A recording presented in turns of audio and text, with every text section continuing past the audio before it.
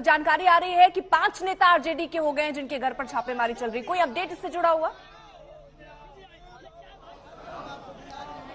देखिए, लगातार संख्या बढ़ती जा रही है। सुबोध राय के बारे में बाद में जानकारी मिली, अशफाक करीम के बारे में तो खैर शुरुआत में ही थी, फयाज आजम जो कि मधुबनी से इसी साल आरजेडी के वो राज्यसभा के सांसद गए थे। इसमें सबसे खास बात यह है कि अशफाक करीम और फयाज आलम जो हैं, फयाज अहमद, वो दोनों के पास मेडिकल कॉलेज है अपना, एक का कटिहार में है, दूसरे का मधुबनी में है, तो इन पर छापेमारी चल रही है। सुबोध राय जो कि पूर्व एमएलसी हाजीपुर से वो एमएलसी थे और उस दौरान हम कह सकते हैं कि उस दौरान वो सबसे ज्यादा जो हमलावर हुआ करते थे वो मुख्यमंत्री नीतीश कुमार पर हुआ करते थे, लेकिन अभी वो पूर्व एमएलसी हैं, उन पर भी छापेमारी हुई है।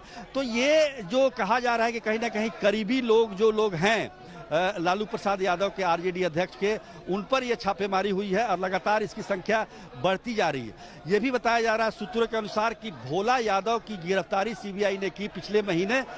उनसे जो पूछताछ हुई है, उनसे जो बात निकली है, उसके आधार पर सीबीआई ने ये कार्रवाई की है। लेकिन इसमें कितनी सच्चाई है, अब समझ लीजिए कि अगर एक दिन पहले ही ये पता चल जाता है कि सीबीआई छापेमारी करने वाली है, ऐसी परिस्थिति में सीबीआई अगर उनके घर भी जाती है तो छापेमारी में क्या बरामद होगा, इसका अंदाजा आसानी से लगाया जा सकता है। तो कुल मिलाकर जो स्थिति बिल्कुल, यानी तस्वीरें भी हम आप देखिए दिखा रहे हैं। जल्दी से इन तस्वीरों पर भी नजर रख ले सुजीत, क्योंकि आप बिहार विधानसभा के बाहर हैं, वहां पर किस तरीके से प्रदर्शन हो रहा है। बीजेपी भी बिहार विधानसभा के बाहर प्रदर्शन कर रही है, वहीं आरजेडी के जो नेता हैं वो छापेमारी को लेकर और स्पीकर के इस्तीफे न देने को लेकर विरोध प्रदर्शन करते हुए नजर आ रहे हैं। वो तस्वीरें भी हम आपको साथ ही साथ दिखा रहे हैं। और 3 महीने पहले आपको बता दें, इसको लेकर एफआईआर दर्ज हुई थी, पूछताछ हुई थी। भोला यादव जिसकी जिक्र वो सुजीत कर रहे हैं, उनकी गिरफ्तारी भी हुई थी और कहा जा रहा था उनसे पूछताछ हुई इस पूरे मामले पर, उसके बाद ही सीबीआई। जी सुजीत,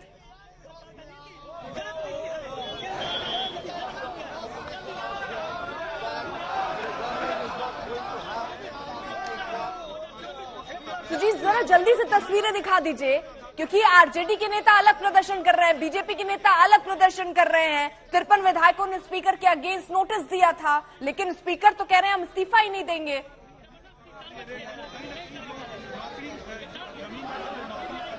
देखिए, इस्तीफा तो उन्हें देना ही पड़ेगा, क्योंकि महागठबंधन के पास बहुमत है और सदन में, लोकतंत्र में बहुमत का अपना महत्व होता है।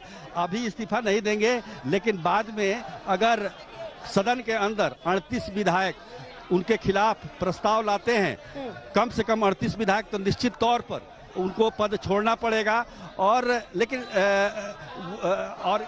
विपक्ष के पास 164 विधायक है, इससे अंदाजा लगाया जा सकता है कि वो वहां टिक नहीं पाएंगे।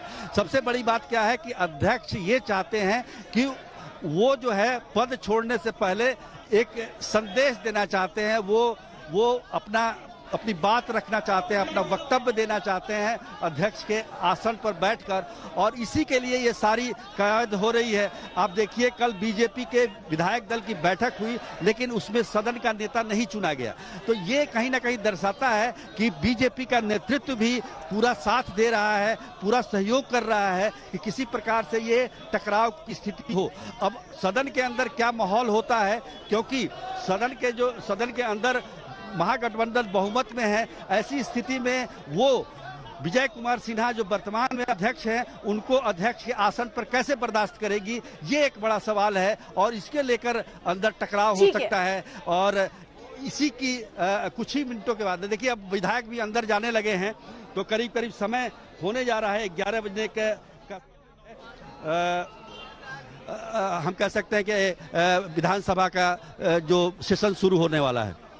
ठीक है, जरा तस्वीरें भी हम जल्दी से आपको दिखा रहे हैं। रेलवे भर्ती से जुड़ा ये पूरा केस 2004 से 2009 के बीच इसमें देखिए भर्तियां हुई थी, नौकरी के बदले जमीन ली गई थी, ग्रुप डी में नौकरी दी गई थी, कई आरोप लग रहे थे। लालू यादव उस वक्त रेल मंत्री थे, परिवार के कई सदस्य उस वक्त आरोपी थे। सीबीआई ने केस दर्ज किया था। लालू के हालांकि पूर्व जो ओएसडी हैं वो भी गिरफ्तार हुए थे। तो ये पूरा घोटाला विवाद क्या है वो हम आपको बता रहे हैं। साथ ही साथ आज जो आरजेडी के नेता हैं जिनके घर पर छापेमारी हुई है, वो तस्वीरें भी हम आपको दिखा रहे हैं। सीबीआई ने 3 महीने पहले दर्ज एफआईआर की थी इस पर, तेजस्वी यादव के कमरे से कई दस्तावेज उस वक्त सामने आए थे जब राबड़ी देवी के आवास पर छापेमारी हुई थी। इससे पहले छापेमारी के बाद लालू यादव के सबसे करीबी माने जाने वाले भोला यादव की गिरफ्तारी हुई थी। भोला यादव से पूछताछ हुई, उसके बाद सीबीआई ने ये कार्रवाई शुरू की थी।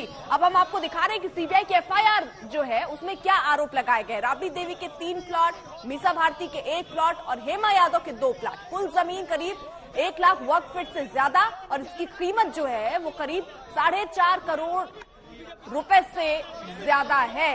तो ये खबरें सामने आ रही है। 4 करोड़ 39 लाख रुपए से ज्यादा कीमत बताई जा रही है इस कुल जमीन की। 3 महीने ही इस पर जो है एफआईआर इस पर दर्ज हुई थी। जांच धीरे धीरे आगे चल रही थी, लेकिन आज की टाइमिंग पर सवाल है क्योंकि शक्ति परीक्षण है एक तरफ,